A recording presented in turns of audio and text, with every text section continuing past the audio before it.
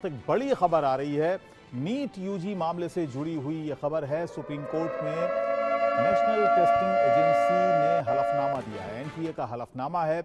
NEET परीक्षा को रद्द नहीं किया जाना चाहिए, ये एनटीए ने कहा है। नीट परीक्षा की गरिमा प्रभावित नहीं हुई है, ये भी एनटीए ने इस हलफनामे में कहा है।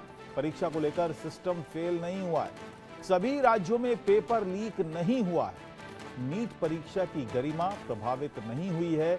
ये तमाम बातें इस हलफनामे में एनटीए ने कही हैं। नेशनल टेस्टिंग एजेंसी ने कही है। नेशनल टेस्टिंग एजेंसी जो ये आयोजित करती है नीट यूजी परीक्षा, तो ये सुप्रीम कोर्ट में उसने हलफनामा दिया है।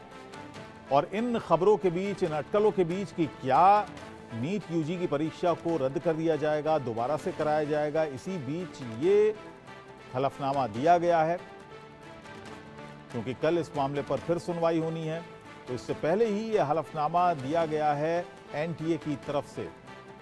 38 याचिकाएं हैं जिन पर सुनवाई सुप्रीम कोर्ट फिलहाल कर रहा है। पहली याचिका में ही यह कहा गया था कि नीट की परीक्षा रद्द होनी चाहिए क्योंकि पेपर लीक हुआ है। बहुत सारे सवाल एनटीए से भी किए गए थे।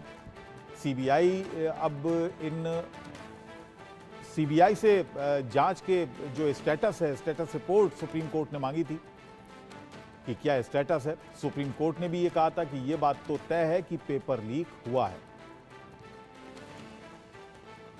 हालांकि ये कितना फैला हुआ है, कितना स्प्रेड हुआ है, इस पर अभी जांच चल रही है। पेपर लीक एक खास जगह हुआ या वो पेपर लीक सोशल मीडिया के जरिए या और जो कम्युनिकेशन के जरिए हैं उनके जरिए वाइडली स्प्रेड हुआ, इस बारे में अभी जांच चल रही है। और आयुष शर्मा मेरे सहयोगी इस वक्त दिल्ली से मेरे साथ बने हुए हैं। इस खबर पर और जानकारी लेते हैं। आयुष, क्या कुछ और कहा गया है इस हलफनामे में? ये बिल्कुल, जो एनटीए ने इस वक्त सुप्रीम कोर्ट में हलफनामा दाखिल किया है, ये अपने आप में कई बड़े राज खोल रहा है। जिस प्रकार से सुप्रीम कोर्ट ने ये बात स्वीकार की थी पिछली सुनवाई में कि पेपर लीक तो हुआ है, इस बात को ऑन रिकॉर्ड सुप्रीम कोर्ट ने लिया था। यानी सुप्रीम कोर्ट इस बात को मान चुका है कि पेपर लीक हुआ था। लेकिन यहाँ पर सुप्रीम कोर्ट ने दो बातें और जाननी चाहिए थी। पहली बात ये कि ये पेपर लीक कब हुआ, यानी इससे ये अंदाजा लगाया जा सकेगा कि ये जो पैमाना था पेपर लीक का, जो पूरा स्कैम था, ये कितना बड़ा था। सुप्रीम कोर्ट ने बात कही टिप्पणी करते हुए कि अगर पेपर एक रात पहले लीक हुआ था तो इससे ये चीज स्पष्ट हो जाएगी कि ये सोशल मीडिया पर वायरल किया गया, और सोशल मीडिया पे वायरल की गई कोई भी चीज जंगल की आग की तरह फैलती है। दूसरी कंडीशन यहाँ पर यह थी कि जब ये पेपर लीक होता है तो एग्जाम में सिर्फ कुछ ही घंटे बचे थे, यानी ये महज कुछ दर्जन भर बच्चों को मिल पाया होगा, कुछ लिमिटेड सेंटर्स तक ये पहुंचा होगा। ये दो अहम टिप्पणियां सुप्रीम कोर्ट ने की थी।